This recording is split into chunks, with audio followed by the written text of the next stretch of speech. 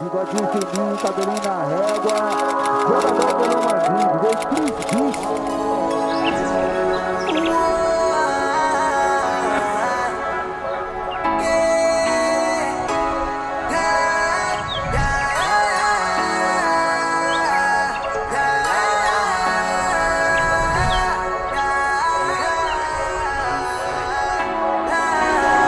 E se a batida dessa música não for da hora, não tem problema se essa canção nem for rimar. E se não tem papel pra escrever essa história, eu escrevo na pele o que eu quero expressar. De corpo e alma eu faço essa composição, e pelas tintas da caneta eu venho te mostrar o tanto que essas palavras se encaixam no refrão. É sobre gratidão que eu quero te falar. Mas pode ter certeza, vou encher a geladeira. Em breve sua casa eu vou comprar. De maladeza uma evoque cereja e uma juju vermelha pra combinar.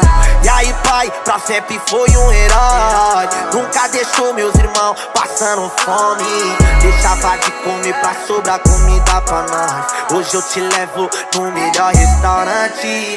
Ano 2000 foi a data que eu nasci. Minha mãe olhou pra mim e disse: meu filho, cê vai brilhar. Meu estúdio era o banheiro, eu só cantava no chuveiro. Hoje eu canto no solo tarde e faço os meus fãs se arrepiar. Deus escreveu minha história letra por letra, e a fé que ele me deu corre na veia, carimbando meu nome na terra. Um dia vou virar uma lenda.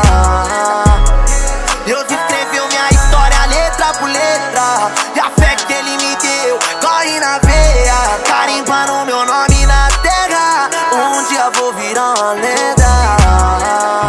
Obrigado mãe, obrigado pai, e a todos os meus fãs.